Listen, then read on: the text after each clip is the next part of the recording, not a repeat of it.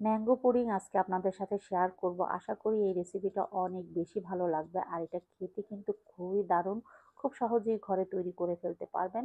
প্রথমে আমি এখানে চানা গ্রাস নিয়েছি। এই চায়না গ্রাসটা নিয়েছি আমি প্রায় এখানে 15 গ্রামের মতন। এটা ভিজিয়ে রেখেছিলাম 5 মিনিটের মতন। আমি এখন 3 কাপ পানির মধ্যে দিয়ে কিন্তু এখন চুলাতে বসিয়ে দিলাম।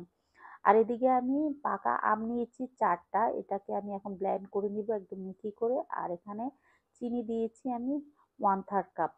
আর একটু পানি দিয়ে দিলাম, দিয়ে এখন ভালো করে এটা ব্লেন্ড করে নিব। আর এদিকে আমি গরম পানির মধ্যে 2 টেবিল চামচ দুধ দিয়ে দিলাম। এই দুধটা দিলে কিন্তু পুডিংটা আরো বেশি টেস্টি হবে।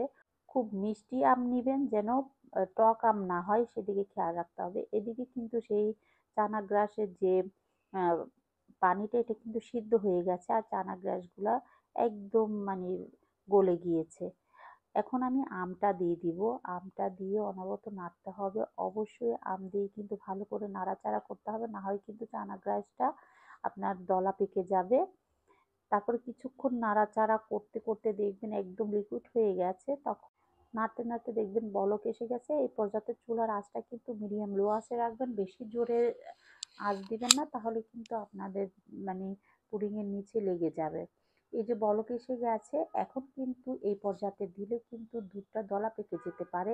এখন কি করবেন, চুলাটা একদম অফ করে দিবেন।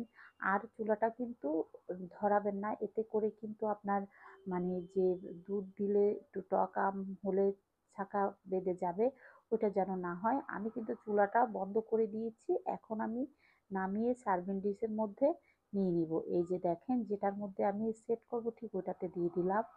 নর্মাল টেম্পারেচারে আসার পর কিন্তু এটা আপনারা নর্মাল ফ্রিজে রাখবেন। আর উপরে একটু ফেনা ফেনা হয়ে গেলে এটা একটা স্পাচুলা দিয়ে তারপরে কিন্তু এটা রেখে দিবেন। আমি কিন্তু একদম নর্মাল করে নর্মাল ফ্রিজে রেখেছিলাম প্রায় 3 ঘন্টার মতো। একদম কিন্তু এটা সেট হয়ে গেছে। এই যে দেখেন, এখন আমি একটা টিপস দেখাচ্ছি। যাদের পুডিং, যে কোনো পুডিং টাইপের, যাদের দেখবেন যে বের হতে চাচ্ছে না, এরকম একটা টুথপিক দিয়ে একটু ফাঁকা করে নেবেন, দেখবেন পুডিংটা খুব সহজে বের হয়ে যাবে।